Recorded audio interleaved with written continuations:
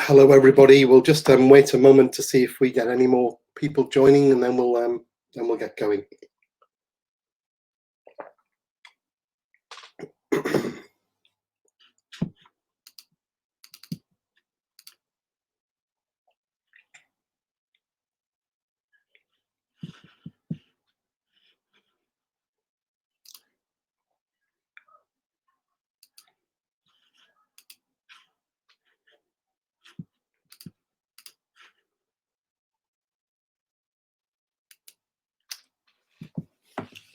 Okay, thank you for coming to our webinar. It's called Rebuilding Resilience, the 7 Pillars of Audience Focus. It's a practical framework to challenge, I suppose, organizations to think about how they organize themselves in order to make a success of their cause and focus. Let's jump straight in and see if I can share what we mean. So this is me. I'm Andrew McIntyre from Morris Hargreaves McIntyre. We're a UK-based consultancy, but we work in about 15 countries. I spend a lot of time in the US and in Australia. We work almost exclusively with cultural organizations, but we have a very diverse definition of culture, so that it would include lots of things around the natural world. It would include a lot of charities, but it would include every kind of or leisure activity you can think of. But we work, a lot of our work is with museums, with theatres, with performing arts organisations, and so on. Let me take you back to the 20th of March, if I can. That was the day we had our first meeting about what are we going to do about coronavirus. And to be frank, we didn't really know. We asked, what should we do? And we didn't know. So we thought what we should probably do is ask the sector and listen to what people needed. And so we set up a thing called Audience Matters on Slack. I will. You can find this on Slack. It's worth joining. It's got 1,000 people in it across the world. It's a kind of hive mind for sharing practice and reopening strategies, and it's a conversation really worth joining. And we listened to this conversation for a while, and as a result of this conversation, I wrote a think piece called "We Can Do Digital, but Can We Do Strategy?" Because it was incredibly impressive the way we pivoted into digital provision. We seem to be throwing a lot of product at the internet and seeing what stuck. And it wasn't immediately clear whether any of this work was aligned with our purposes and cause, whether the audiences we were cultivating online were the audiences we were actually aiming at. And I know I worked with one organization that's very big on local community, that was getting huge number of hits from halfway around the world, but was starting to wonder why that mattered. And so we started to ask questions, and lots of people started to ask questions about where all of this was going, and maybe we needed to take stock and rethink. And then from there, we in response to those questions, we wrote a second think piece called The 7 Pillars of Audience Focus, and that's really what I want to focus on this afternoon. Both of these articles are available on Medium. They're fairly easy to find if you want to read a little bit more. But what we were really asking and suggesting here was that this interruption to our normality was an opportunity for us to rethink what we do and the way we do it, and to, if you like, conduct some radical experiments in audience focus that might help illuminate the path forward. I think that the real reason that organizations don't change at a faster rate is because business as usual is a kind of dead hand. 95% of our budgets and our time and our things are all soaked up by existing projects we're already committed to, keeping the show on the road. And so we only have kind of 5% of space in order to R&D and to try new things. And it's not always easy to get those to stick as a new way of working in the organization. But lockdown and COVID generally has created a kind of liminal space in which we are able to try anything. And in fact, we are already trying new ways of working. And so we're suggesting, I suppose, that we do that in a more organized way. So if we go right to the front and say, what do we mean by audience focus? It's this statement. It's understanding a fundamental truth that people engage in culture to meet deep-seated needs that are social, intellectual, emotional, and spiritual. And being audience focused as an organization means not only understanding that, but putting those needs at the heart of all of our processes and across all of our functions and departments. Often audience focus or audience engagement is delegated to marketing departments or to education learning teams, and is divorced from programming, and it's divorced from the way we run our organizations. But I think the truth that we're arguing here is that it's everyone's job. The audience is far too important to be delegated to the marketing department. It needs to belong to everybody, and everybody needs to be thinking about meeting these needs at all times. So let's have a look at this little model here. It's kind of in the beginning, we were more product focused. We tended to do things for the sake of it. We were focused, particularly in arts. I think this is definitely true, but I think wider cultural organizations, it's also true, is that they existed to exist. They existed to produce amazing work, whether that was nature conservation or incredible, orchestral music, or or incredible dance or acting, or collecting incredible treasures and collections and cataloging them and preserving them for posterity. We were very focused on the product. In the last couple of decades, that's really shifted into marketing. You can trace marketing back further than that, 30, 40 years, but marketing has become the dominant paradigm. And at first that really helped, because it helped organizations to think about who they were making this work for, and to try and actually get more people to access the work and come in and see it and enjoy it and take part. And when you're not doing that and you suddenly embrace marketing, it has a huge impact, because it can double, treble, quadruple your audience. But a decade on, or 2 decades on, and marketing is rapidly running out of steam, because everybody's doing marketing and everybody's shouting over the top of everybody else. And so it's hard now to get traction. We have to spend more money and spend more time chasing after the same people. And what's happening is that marketing has become quite transactional. People are using big data, using ticketing databases. They are trying to hold on to a relatively small number of people and make them into super attenders. And that's almost the opposite of audience development, which is widening and deepening your audience. So a number of organizations are beginning to break free of marketing. They're still using all of the tips and tricks and expertise and experiences from marketing to good effect, but they don't see marketing as being their guiding philosophy. They see audience focus as being their audience philosophy, and that they are now trying to build deeper relationships over time with audiences, and they're trying to build community around their organizations. And the organizations that have done this successfully are actually far less dependent on selling than they were before, and they're not only as good as their last event or their last show or their last promotion. They have enduring, resilient relationships. And I think if you think of it like this, is that the organizations that have put down deep roots into and built community are able to withstand this storm, whereas the ones that haven't are reeling, because they don't have, they're not deep rooted, and they are only as good as their programming.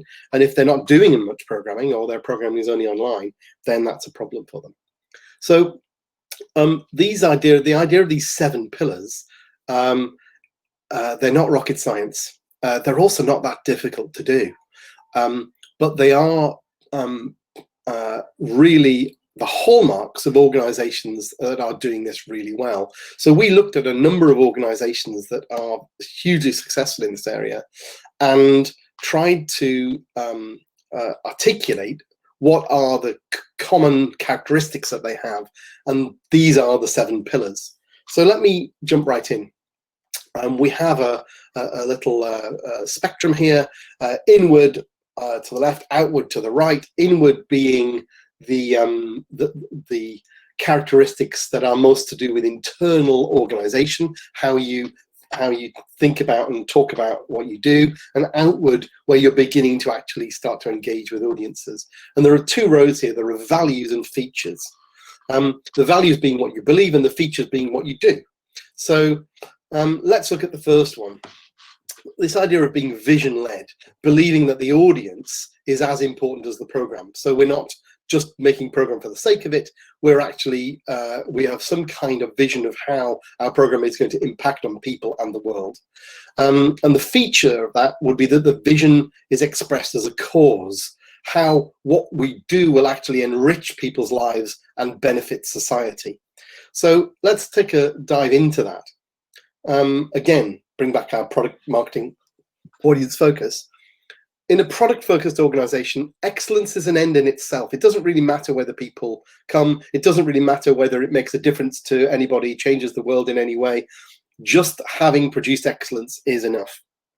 In a marketing-focused organization, usually vision statements are some kind of claim of ownership, of territory, of types of content, of market position. You know, we are the foremost ballet company in Northern Ontario.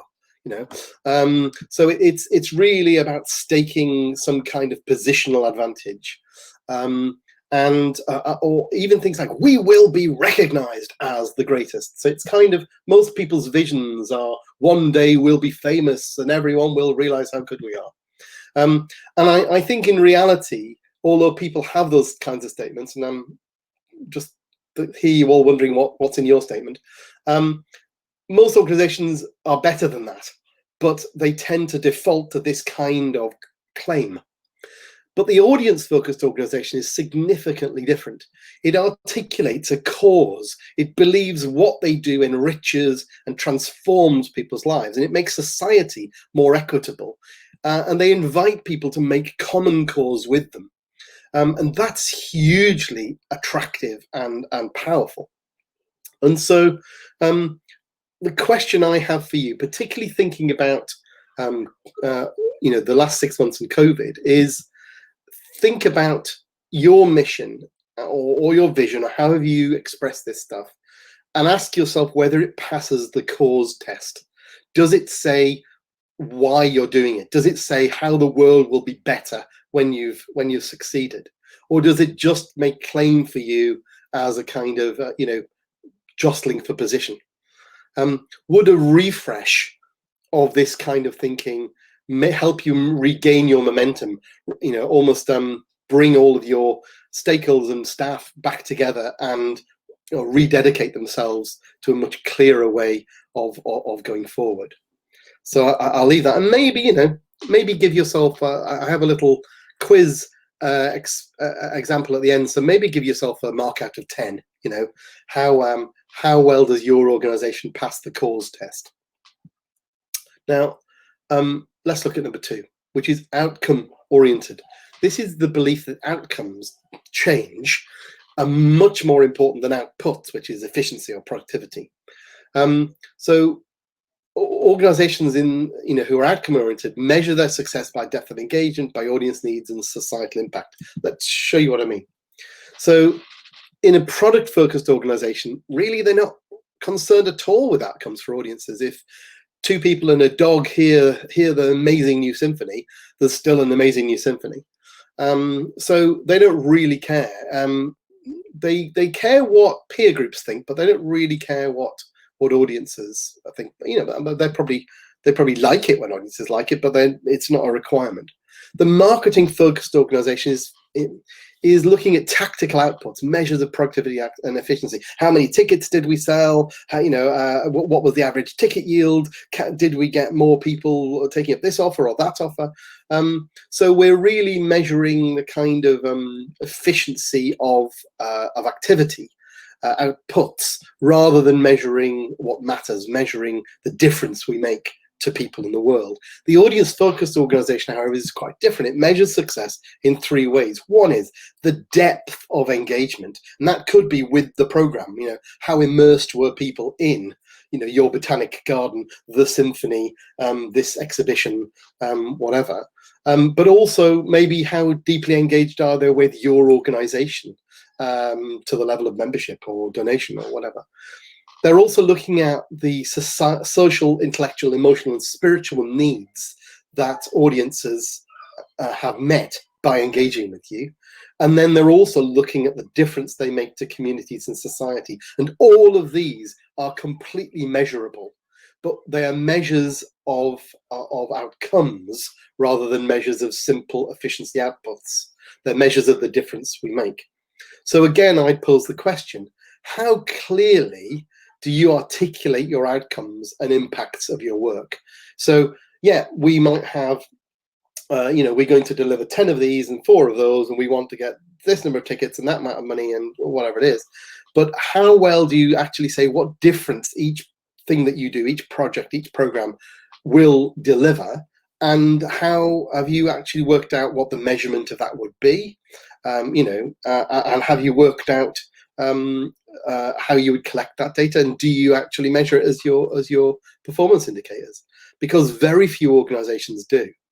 But if you do this, you're measuring what matters. You have a better story to tell your funders and the outside world, but you also have some kind of actual barometer of what matters to the organization, and it's inspiring for staff. So my question is, how well do you measure what really matters?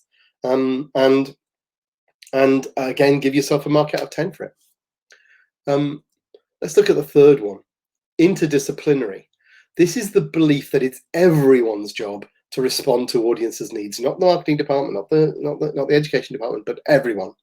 And work is therefore delivered by interdisciplinary teams for all the talents. We value expertise and ignore hierarchy, because the important thing is to bring everybody together to focus on audiences and on outcomes.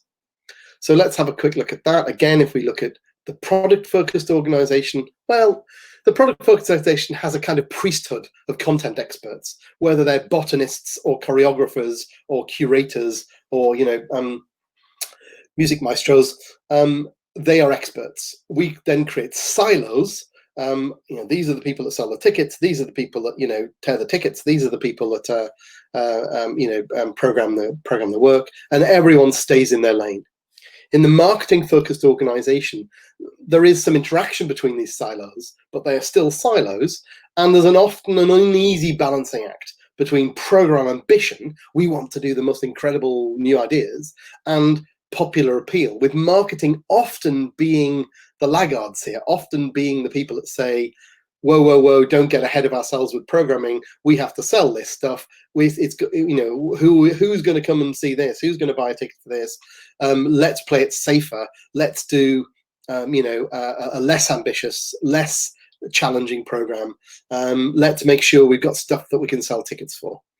And so it's seen as a kind of uneasy balancing act. And behind that is a bigger idea, which is that audiences, or there's only a certain number of people in the audience who are capable of understanding great art. And once we've got them, we've got them. If we want to get more people in, there's somehow we have to dumb down our program, whether that's art or whether it's wider cultural, in order to make it more populist. And at the root of that idea is a disdain for the audience, a cascade of disdain that rains down on the audience's head, that says the audiences are incapable of appreciating the best stuff we could do, so let's give them other stuff that they're capable of understanding. And that is oddly a shared view often between programmers and marketers. Programmers think that people wouldn't possibly understand the great work they're doing, and marketers agree with them and say, yeah, let's do the easy stuff. Now, I've been a marketer myself. I have some of my best friends and clients are marketers, and I'm describing a not the best cutting edge of marketing. I'm describing a kind of dead hand of marketing, an inertia marketing that is too prevalent in the sector. And so we end up with some kind of balancing act between how ambitious we want to be with the program and how ambitious we want to be with our audience. But the audience-focused organization rejects that as a paradigm and actually says, you know what, the whole audience is capable of understanding great art if we were able to explain to them how it meets their needs. And so we pull together a team of all the talents across the organization. We value expertise. We don't worry about the heads of department being in the meeting. It's people who are interested and have got something to offer. It's everyone's job to understand and meet the needs of the audience, but it's never audience-led. We're not asking what the audience want and giving it to them. We're finding ways to engage the audience with what excites us. So we are taking the audiences on a journey. That's what audiences want. Audiences want to be surprised and delighted. But we are assuming that the audience are capable, and we're going to unlock that capability. So for your very next project, how could you widen the team doing it? And just ask yourself that question. Do you do this? Maybe give yourself a mark out of 10 for how well you work across silos in interdisciplinary teams, where everything becomes a project rather than just work for a department, and think about how you could widen your team. So, number 4, brand DNA driven. Well, brand is a terrible word. It means 20 different things to 20 different people. It can also have very negative connotations. We are using the term brand DNA very specifically because we're not talking about superficial brand. We're not talking about logo. We're not talking about PR.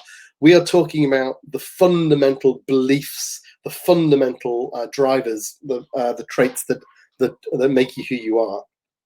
So the brand value, DNA driven organization believes that brand is the DNA of the organization, the who, the why, and the how of the cause.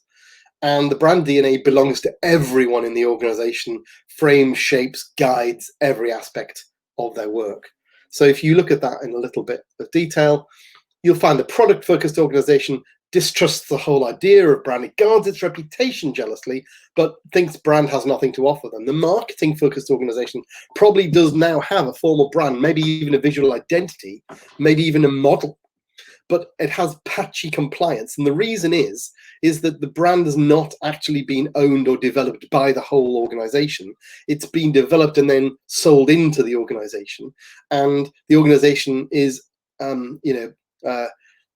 encouraged to think about the brand and beyond brand, but it's not front and center. And so what then happens is the brand ends up being owned by the marketing department, and the marketing department then become effectively the brand police. And the brand police then go and zap everybody in the other departments for being off-brand or using it wrong. So this is dysfunctional. In the audience-focused organization, the brand literally belongs to everyone. It's understood to be the DNA. People use it willingly as the best tool to inform every aspect of their work. It's another way of expressing the how of the cause, of making sure that we're making a difference. And we have clients who develop cause-led brands, and they have brand DNA checklists that they use in regular meetings to say, right, we're just planning the next thing. Let's go through the checklist, make sure it's absolutely pushing our DNA as far as it can be. And being on brand, if you like, is being true to yourself. It's being the best version of you. And why wouldn't you want every single activity you do to be true to yourself and what you believe, and to be the best thing that you could do? And so the organization that does that is hugely consistent, and consistency builds up a huge brand equity amongst the community. And all those organizations are incredibly successful. The ones stuck back in marketing are changing their brand every 3 or 4 years, a new consultant in the room with a new flip chart because the old brand didn't quite work. And I know that because I'm often the new consultant that comes in. So out of 10, score how well your brand has actually shaped every single aspect of your COVID response. How overtly were you thinking about the brand to guide your COVID decision making? Do all of your staff get it? Do they all live it? And I'll ask the same question I asked at the beginning. Could it do with a refresh or with deeper embedding so more people are using it in a positive way? This maybe is also another opportunity to regroup our organizations and to refocus them on the future. So this is interesting. I'm going to spend a little bit of time on this one. It's meaningfully segmented, and the operative word being meaningfully. Organizations that are meaningfully segmented believe that audience engagement is driven by deep-seated motivations, and it wants to understand those motivations. In practice, that uses the power of psychographic segments to connect to deep-seated values and needs. That's not to say that there isn't some value in demographics or some value in other ways of looking at it, behavior and so on, but it's psychographics, the drivers that make people make decisions, that are the most powerful way to connect to people. And if you're not connecting people to people on that level, then you're not going to unlock that power, and you're just going to be chasing people based on their previous booking or how old they are or what their postcode is, which is far less powerful. So if we have a look at what meaningfully segmented organizations look like, in product-focused organizations, there's no need. You either come or you don't. There is only one segment, which is the greater general public, and they either are come or they don't. We don't really mind. In marketing-focused organizations, we tend to categorize by demographics and past behavior in order to sell or to build visit numbers. But actually, what's interesting is, if you've just done a Shakespeare play, marketing orthodoxy suggests that you email all the people who've just been to a Shakespeare, tell them we got another Shakespeare. And the typical response rate to those emails is around about 5%. And when you go to the 95% of people and say, did you not get this email? Did you not see it? Did you not open it? Did you pay attention to it? Most people say, oh, yeah, I saw the email. And we say, well, but you're the Shakespeare people. You're the people who've just been. Why aren't you interested? Why haven't you responded? And they say, because I've just seen a Shakespeare. I would quite like to see something else. And so the orthodoxy of arts marketing, which is people will go and see the same thing over and over again, is only true of subscribers and a very small group of people that look like subscribers, and subscribers themselves are a tiny part of the market. But we think that because that works, it should presumably work for everyone else. So we harass people who've been to one Shakespeare to get them to come to a second one, whereas what they want to do is go to stand-up comedy or dance or see something completely different. Because I bet there's nobody on this call that only likes one genre or one art form. So why would we think that the audience is like that? So understanding what needs people are trying to meet will help you work out what you've got coming up in your program. It may not be the next Shakespeare. It could be something completely different that might meet that need. And these work across everything. They work whether you're trying to go to a zoo, or whether you're going to an arts event, or whether you're going for a walk in nature. These drivers are powerful. So the audience-focused organization understands these deep-seated values, beliefs, and needs. Really, they're trying to get at what makes people tick. Instead of counting, heads, it's trying to understand what's going on inside people's heads. So we need something deeper than demographics, the why and the how, not just the who and the what. What I'd like to share with you is a thing called culture segments. Some of you may have seen this already, but it's a powerful psychographic segmentation based on deep-seated values and beliefs. And I'll show you this briefly. I then want to give you a practical example. I would like to show you in a few slides. I'm going to show you who is going to return after COVID the first, who's already returning first if you're already open, but which segments are going to come back, and what do they need from us in order to make that decision to come back. And I'd like to compare demographics with culture segments. And the slide is so stunning that, I'm just going to, as a spoiler alert, I'm going to trail that. So let's have a quick look at culture segments. There are 8 segments. This is based on a massive study which develops a very complicated algorithm. The study now has something like 1.5 million culture attenders in it. So it is based on a huge data set. It's also in 15 countries. So the first segment is called Essence. These are core cultural visitors. They're discerning, confident, independent. They're hugely inner directed, which means that they quite like liking things that no one else likes, and they really like disliking things that everyone else likes. If they see a bad review, it may make them more likely to go and see it. but they are their own person. But they're driven to attend. It's like oxygen to them. They don't want you to tell them what they like or why they like it. They are knowledgeable. They're confident. They'll make their own mind up. In lockdown, shutting off culture was like cutting off oxygen. It was really hard for them. Digital content's been the lifeline. They are the number one user of all digital content of all the segments, but they didn't really like it that much. I mean, it was better than nothing. It was a patch. It wasn't a patch on the real thing, but they hung on to it. They could see how they might keep looking at that digital content to get a behind the scenes thing or closer to the expert, but it's never going to replace the real thing. And for reopening, they can't wait. The idea of socially distanced cultural experiences was popular with them before lockdown. They didn't really want to share the space with everyone else. So exclusive access, limited numbers is a perfect proposition for them. And literally, this is like giving them their oxygen supply back. So these people are absolutely core. Knowing who they are in your audience is a huge advantage to you. And knowing how to speak to them and what will attract them is a huge advantage. Second is stimulation. Stimulation are all about big ideas. They're active, they're social, they're experimental, they're looking for the next coolest, exciting thing. They're hugely visual. They want to go to things that are rule breaking. They want things that are in a place that they weren't expecting, a time of day they weren't expecting, presented in a way they weren't expecting, colliding ideas together they weren't expecting, or giving them some kind of immersive experience they weren't expecting. And they're desperate to feed that. They also need like to be the first to know. And if you know who they are in your audience and you can almost leak your programming plans to them, they will literally tell everybody else. Nothing ever went viral on the internet without stimulation making it so. They are the taste makers. So in lockdown, it's an infinite buffet of all you can click. It's a smorgasbord of coolness.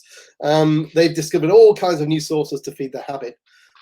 They really want to return, particularly if there's new stuff to do or new ways of doing it, or even just like the experience of going around in a different way or using different technology. They are up for it. If you've got something novel, they would like to return. Perspective are immersed in their own bubble already. They have particular focus, hobby interests almost. They are settled and self-sufficient, and they already are their own autodidact expert. So they're not really looking for new stuff. So you have to work out that you've got something that they're interested in and find them. And they're probably in a Facebook group for what they're interested in. In lockdown, digital has offered depth, time to explore, go deep into the back catalogue. If you want to engage in the future, you need to understand their minority specialisms. And in reopening, they are perfectly happy to make the decision to visit, as long as you've got something worth visiting for. Expression, often the largest segment, are people. They're committed and generous. They're community-minded, communally minded. They're hardwired to support cultural organizations and charities. They are more likely to donate, to join, to volunteer. They will get other people to go. If you sell tickets and you've ever sold a 3 or more tickets in a group, I'm going to give you good money that Expression is the booker, because they tell everyone, oh, there's a thing, we could all go, I'll get the tickets, who wants to come? They believe that your existence makes the world better, and they are ready to support you and defend you and donate to your appeal and so on. If you can get these people on your side, they are worth their weight in gold. In lockdown, it's been hard for them because they thrive on networking and connection. So they've tried to stay connected digitally as much as they can, but it's frustrating to them. What they want from digital is not a stream of product that you post. They actually want some kind of digital space to be a community. They want to interact with others. They want to be part of something. When they join your Facebook page, they actually think they want to be your friend. They don't want to be someone on a list you can broadcast to. So they want to have a chat. And so they want to be part of what you, and they all want, the expression really want to be part of something bigger than themselves. And in reopening, they really want to support you, but they are a little bit more cautious, and they're going to need some reassurance to return. Although, you know, they'll probably watch your opening on live stream and, you know, be smiling. Entertainment are looking for fun, leisure opportunities that are mainstream and popular. They don't particularly make a distinction between 10-pin bowling and opera. It's just stuff you can do outside the house. In lockdown, internet's like a recommendation engine. What's floating? What's the cream that's floating to the top? So things that we've done that have gone viral have been seen, but more as moments of entertainment and distraction rather than of deep fulfillment. And again, in digital futures, they're really just seeking the highlights. If we get on the populist radar, we'll get them. In reopening, they desperately want to escape. So, you know, they've been desperately trying to get tickets to zoos. We saw Disneyland Shanghai's tickets sold out in 8 minutes, I think. So they just want to go out and have a good time and be released from this kind of, you know, restrictive lockdown and bondage. They want the world to get back to normal. If you've got something populist and you've got the, you know, you've got that proposition, then they're your people. It's only gone twice. I'm going to do two at once here. Release are time poor, busy, prioritizing. They are stressed. They will tend to go to things that are well endorsed. So if it's got good reviews or everyone's talking about it or lots of other people have been, it's already proven to be safe, they'll come back. Affirmation are kind of similar, but they want to do the right thing. They've got more time and they want to do more culture, more activities, more leisure pursuits, but they want to do the right ones. So they're on TripAdvisor, they're looking to see someone else done it. Now and then in enrichment are really traditional. They're looking for heritage experiences. They're looking for narrative and nostalgia.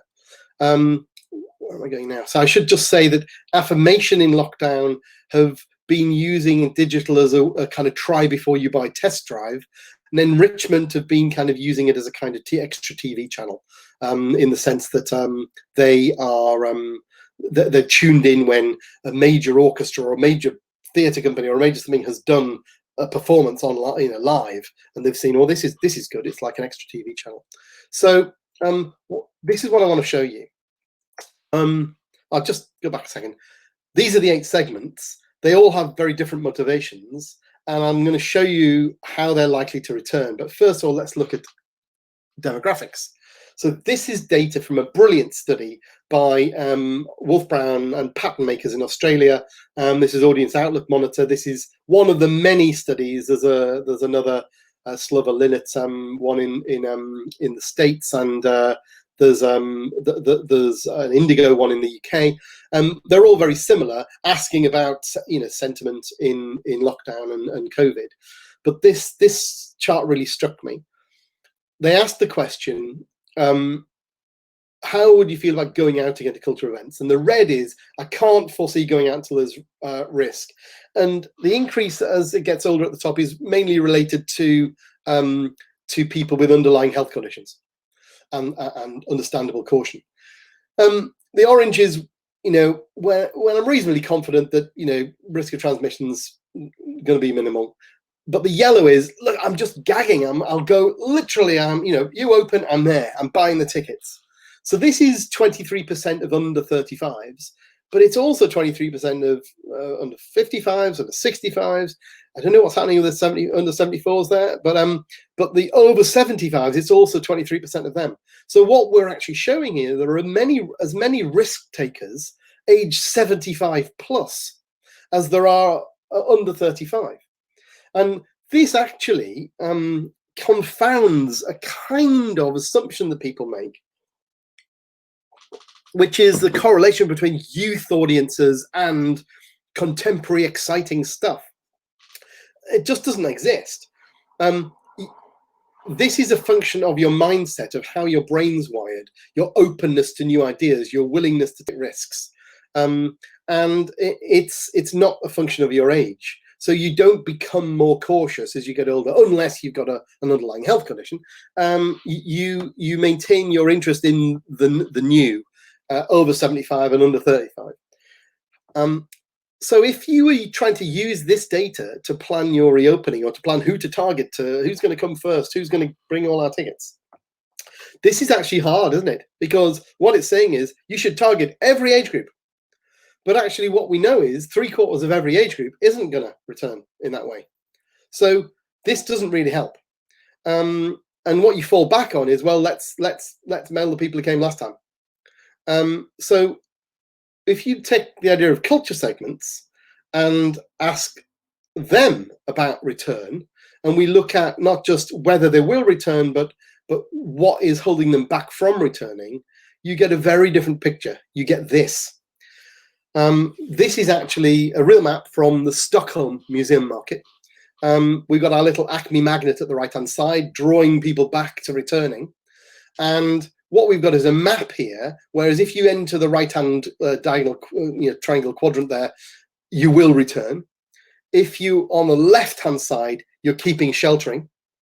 And if you're at the bottom quadrant, you're going to need reassurance to return. Is it safe? And if you're in the top quadrant, you need reasons to return. Yeah, I'd come, but what are you offering? What make it worth my while? Why should I bother coming? Because I could go lots of places. Why should I come to you? And so just because we're open doesn't mean they'll come back. We have to make it worth their while. It's also worth saying, by the way, that nobody is buying safety. They could be safe at home. So what they're buying is joy and connectedness and, all those kinds of things. But they need to know that you're offering that, or the ones in the upper quadrant need to know you're offering that, and the ones in the lower quadrant need to know it's safe. And so you can see them gently migrating towards the magnet. But the who we're targeting here and what messaging we're targeting them with. So affirmation and expression need a reassurance message, whereas essence, stimulation need a persuasion message. So in terms of you're going to enjoy this. So this is gold, because there's no point in you targeting some of these other segments. I should, by the way, say this is the Stockholm Museum map. We've got one of these for a theatre in Liverpool. We've got ones for people in New York and San Francisco, and a lot of them are quite different to each other. The things move around depending on the market, depending on what the offer is. But this is a demonstration of how an organization that is meaningfully segmented is able to connect to its audiences in a way that one that's just demographically segmented can never do. So that was a long segment, but I think it's useful. And then I'd like to look at insight guided as number 6, the belief that audience insight is the lifeblood of the organization. And that organization listens to audiences, it collects rich, deeper data. So if we look at that in a little bit more detail, the product-focused organization doesn't need insight, and it certainly doesn't want to be guided by it. The marketing-focused organization is mainly focusing on evidence for those output metrics we talked about before, how many, how much, whatever. So it's just literally counting things. But the audience-focused organization is fascinated by what the audience makes the audience tick, deeper data to collect how to achieve deeper engagement. Every staff member has a stake. And so, is insight in your organization the lifeblood? How many people are involved in collecting? I know, for example, a museum, and I've seen this with outdoor attractions as well, where they've literally, on a Monday morning when they have their staff meeting, they get their staff just to spend 5 minutes. I think some of them do it written on a little piece of postcard. Some of them now use a little text thing, but recounting and something that they noticed last week with visitors or over the weekend. And it could be a question that they keep getting asked. It could be something that people appear to be confused about. It could be observational. It could be people don't seem to go up those stairs. They seem to turn around and go back the other way. It could be an amazing anecdote that was given to them by the audience, and that data is collated, fed back, and then socialized across the organization, because this is kind of live feedback. And imagine, if I said, you need to embark on a year-long project of ethnography and employ a team that's on site all of the time, observing and talking to your audiences. Well, it'd run into hundreds of thousands of pounds, except the fact you've already got it, because if you've got staff who deal with audiences, they're doing that all of the time. And if you ask them to spend 5 minutes of their week documenting that for you, you're going to have the most rich insight coming back from audiences, better than any survey I could do for you. But you probably should have a survey, and you should probably have some other things as well, and some qualitative things, and some more interesting online ways of gathering insight and feedback. But this is not just about data; it's about insight. It's about understanding truths about the audience and turning them into usable, actionable insight. So, how does that work in your organization? And does every department and function use insight like that to inform its decisions, or is it just guessing? Maybe give yourself a mark out of 10. And finally, you'll be pleased. We have interactively engaged. And this is the belief in enabling and empowering audiences and communities, and that results in you seeking two-way audience exchange, co-creating experiences, building community, growing social capital. And so if we look at that in a little bit more detail, the product-focused organization, its close relationships are really with its peers, not so much with its audience. The marketing-focused organization, unfortunately, tends to use business language. So it defines audiences as customers, and often that language on its own creates a culture in which we treat them as party to a transaction. And so we end up with, the principal ambition we have for the audience relationship being that of vendor and customer. Whereas actually it could be so much more than that. It could be, the audience focused organization wants two-way exchange. It wants to co-create. It wants to give audiences access to experts. It wants to build genuine community. It wants to see people as partners. It wants to see them as members. It wants to see them as donors and supporters and stakeholders and ambassadors. And so whilst marketing focused organizations often do have a membership scheme, it's often quite transactional. And whilst they often do have donors, they're often quite a small and rarefied group. Whereas actually we've worked with organizations that are audience focused. If you think of something like Chester Zoo, where they're turning huge swathes of their broad audience into donors. I think Chester Zoo raised 2 million in 48 hours in COVID for their appeal, and they raised it in small amounts from the audience rather than from established, just from established donors. So for an upcoming project, think about how you might maximize engagement. Are there opportunities for the audience to co-create with you rather than just consume?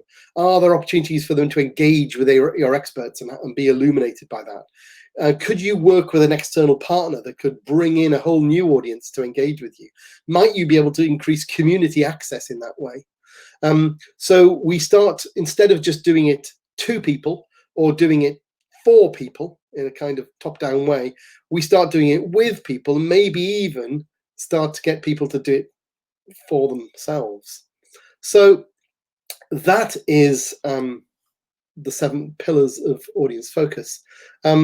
I think that if you've been playing along and scoring yourself out of 10, you're doing a very back of an envelope version of an actual online quiz survey that we have, that we invite organizations to give to their staff, and their staff can then answer all of these questions out of 10. But instead of just asking these 7, we've generated 19 questions. So most of these have 3 questions, some of them have 2, and you score out of 10. And I'd like to just show you an example from a real organization. When you get the staff to do the scoring, this is what you kind of get. And so this particular organization has given itself a 7.2 on average for being vision-led, only 4 for being outcome-orientated, Bit better, 5.7 for interdisciplinary. It's middle score. Brand driven, it's obviously got a brand, but it's probably not as embedded as it should be. Segmentation is poor, down at 3.3. Insight guided, not really that great at 3.7. Interactively engaged, there's some work done at 4.9.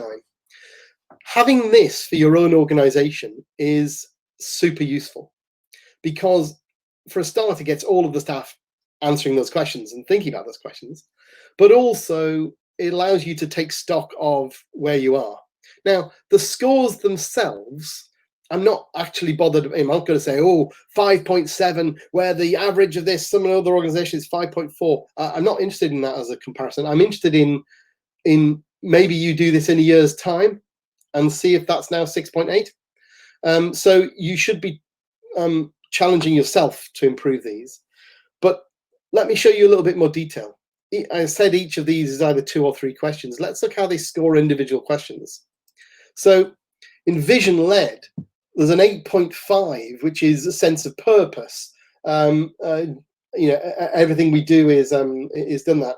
And 2 slightly lower ones. You can see in outcome oriented, we've articulated the outcomes, gets a 5.8, but actually we measure them is down at 3.1. Interdisciplinary, they're both similar, as are brand driven, but you can see in meaningfully segmented, psychographics gets a 2.9. And we differentiate product using segments, so only a 3.6. Insight guided, a bit up and down, as you can see there. Interactively engaged, significant impact on community, 6.3. So clearly this organization is doing quite a lot of community work, but it's not doing much co-creation, and it's not really engaging the community with experts and so on. So you can kind of see the where you might want to play, and literally you can choose where you want to play. I'm not suggesting that you could improve all of these all in one go, although I will say that vision led and brand driven, if you improve those, all the others rise anyway. But something like outcome oriented is as simple as you sitting down and saying, okay, this thing we're doing, what outcome did we want it to have? Okay, how would we know it did it? And as soon as you've written that on a piece of paper and you measure it, you're now outcome oriented. So you could literally go to 10 in a very short space of time just by doing it. Insight guided, you could start collecting more stuff, and immediately you get a decent score. And then if you kind of get a proper strategy in place, you could get higher. So you could see how you can choose where to play. I want to show you one more thing, which is these are the averages. This is what the staff on average thought, but all the staff are not giving it the same average score. What's actually happening here is that some staff are scoring it really highly and some staff are scoring it really low. So let's look at the splits. So what I'm going to show you, just slightly grayed out, are exactly the same bars as you've got there, but this time we've got this little line with the 2 dots at the top and bottom. The top dot is the highest score anyone gave it on the staff, and the bottom is the lowest score anyone gave it on the staff. And then at the bottom you'll see this thing called range, which is high, medium, low. High means there's a really wide range between the top and the bottom. Low means there's quite a narrow range between the top and the bottom. So where there's a really wide range, it means that there's huge disagreement in the staff about whether this is true or not. And so if I'm giving it a 9 and you're giving it a 3, maybe we need a conversation to say, why are you giving it a 9? It's obviously a 3. And then we can debate about, well, I didn't know that these people didn't know that or didn't do that. Oh, well, I wasn't aware that, so this is about getting the organization talking to itself about these things. When you've got lots of high things, you need to resolve those, because you're not doing so well if there's a lot of people with very disparate views inside the organization. Where it's low, it's better, but that doesn't mean you still couldn't improve it. So I'd like to move to Q&A if that's been useful to you. I shall stop sharing and see if anyone's got any questions.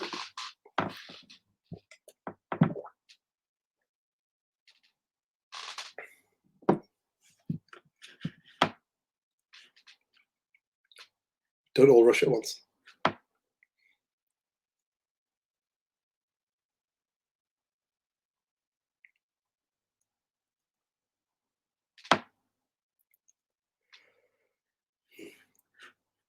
anyone like to share the kind of scores they were giving themselves, or has anyone identified something that they think that their organization could improve, or maybe something that you're doing really well at already?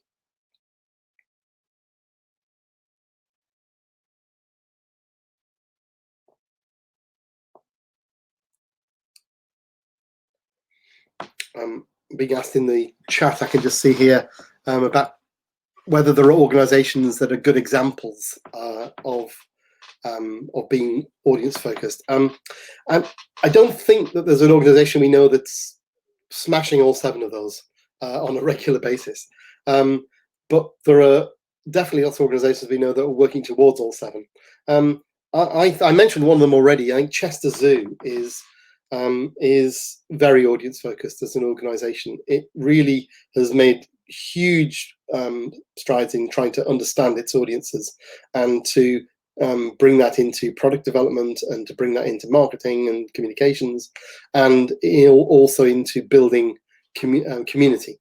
And I think that just the way that the people responded to their digital content online, but also I think particularly the way people responded to their financial appeal, is a great barometer, if you like, of just how audience focused that organization has become over the last few years. But there are lots of others as well that I could talk about. Maybe people would like to suggest their own.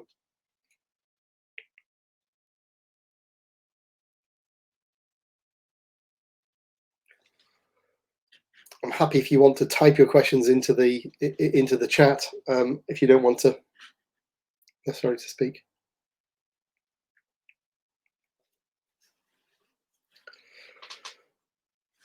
Okay, great question from Nicole. How do you really develop a brand?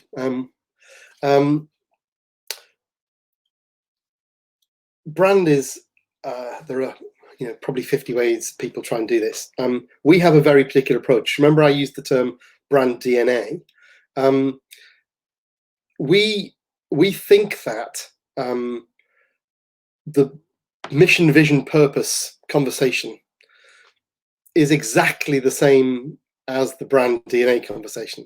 So we tend to do a very large workshop, which we call the Big Bang. If it's a large organization, we do a number of the workshops. Every member of staff, every stakeholder involved, we ask some deep existential questions. And from that workshop, we tend to produce something like 2,000 or 3,000 ideas, which we get the staff to work through and distill into about 100 or so ideas. And those ideas populate a brand model that we've developed over a number of years, working with a lot of organizations, and also inspire not just the short form vision, cause, purpose statement, but also we encourage organizations to write a manifesto on the grounds that our organizations are trying to change the world. If we're not trying to change the world, why do we exist? And business plans are great if you're trying to manage the world a bit more efficiently. But if you're trying to change the world, you'll be needing a manifesto. And so developing that and the brand in this way means that as the brand emerges from this process, it doesn't need an embedding phase, which everyone has at the end of the brand process, because it's auto-embedded. It embeds itself because it's literally being co-authored by all of the staff through this process. And so the brand then becomes a series of very powerful statements about the organization, which we then simply turn into questions, like a checklist. So we have this brand checklist, and what happens with that is you're planning your next exhibition, or you're writing the interpretations program, or you're doing exhibition your workshops with somebody, or you're looking at a website, and you say, how does X, whatever it is we're doing, do this, and this, which is what the brand says we are. And in that way, we keep ourselves honest. We keep ourselves true to ourselves. And in organizations where we've done this, it's very gratifying for me to go in 2-3 years later, and as I walk around the organization, everyone's got a copy of the brand model and the brand checklist pinned to their board by their desk, because it's used on a daily basis.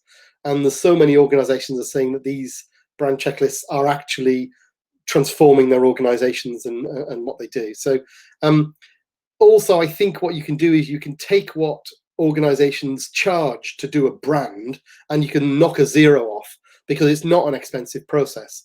There's a lot of smoke and mirrors about rebranding, and it is just that. This is as transparent as you like, and you already know what your brand is. Organizations like ours just help you articulate it. We have a very particular process to do that with. Kate's asking, do I think funding organizations understanding time required to do it meaningfully? And are they still too product focused? That's a great question. Probably not. I think that in some ways, funding organizations can exert some product focus, but the danger, I think, is that they are in embracing diversity and inclusion and engagement. I think what they are in danger of doing is taking a marketing approach to that and counting outputs. How many people from Black minority ethnic, backgrounds did you get, rather than what are your insights and how to engage that community and how you're bringing that community into your organization to co-create with you. So it's I think there's the danger of this becoming tick box is real. In terms of the real time to do it, in some ways we've probably got more time now than we've ever had. I mean, although we're like panicking and busy and we're furloughing people and people are being laid off and whatever, so we're stressed in other ways. The fact that we're not at full operational mode actually means that we potentially have some time to do some thinking. I've spent the last 3 months, maybe. So I spent the first 3 months of lockdown doing this stuff, and I've spent the last 3 months basically doing branding, visioning, rebranding, revisioning with organizations online with their whole organizations. So we've just done one. We're in the middle of doing one for Compton Verney. We're doing one for Moderna Museum in Stockholm. I'm doing a couple of others as well. And we literally had multiple Zoom workshops with all of their staff, moving post-it notes around. We got some post-it note software, and we're doing the entire process I described earlier online. And organizations are using this time to get themselves ready, fit, to refocus, to regroup, and move, to re-articulate who they are in the world. And I think this is a moment that calls for that. We can't just keep going. We have to reflect, and we have to reflect on how the world is changing. And so really that's all I've been doing. Doing one yesterday, I'm doing one tomorrow. So and as I said before, it's really cost effective because it can be done quickly, and we're doing it online, and people are really refreshing and renewing. And I suppose the other thing about the time required is don't try and do all 7 of these pillars at the same time. Do take one at a time and see how you get on. Yeah. I'm just wondering if I was to put the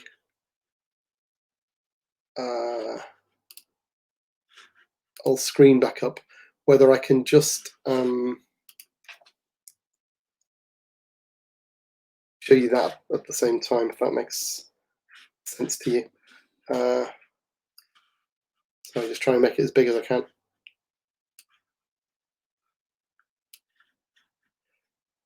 Okay, so just in case you wanted to, you didn't have that in front of you, and you wanted to see what's what there.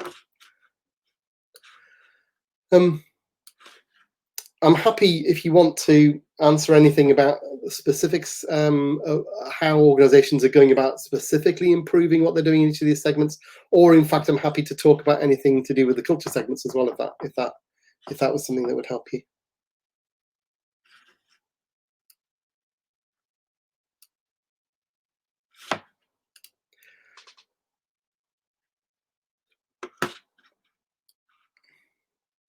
Okay. I will then, what I'll do is I shall put up my end slide there. They're my contact details. Actually, I'll tell you what. I shall type my other thing on, which is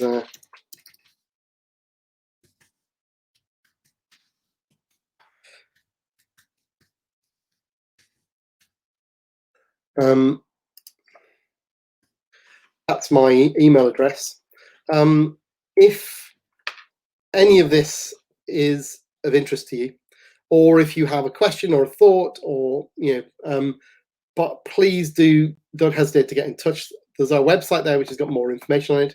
I should also say that the other thing that we've been doing all the way through this period is any organization that would like an hour long or a 90-minute consultation for free, we're more than happy to do that. We know the sector has been very generous to us over the last 20 years.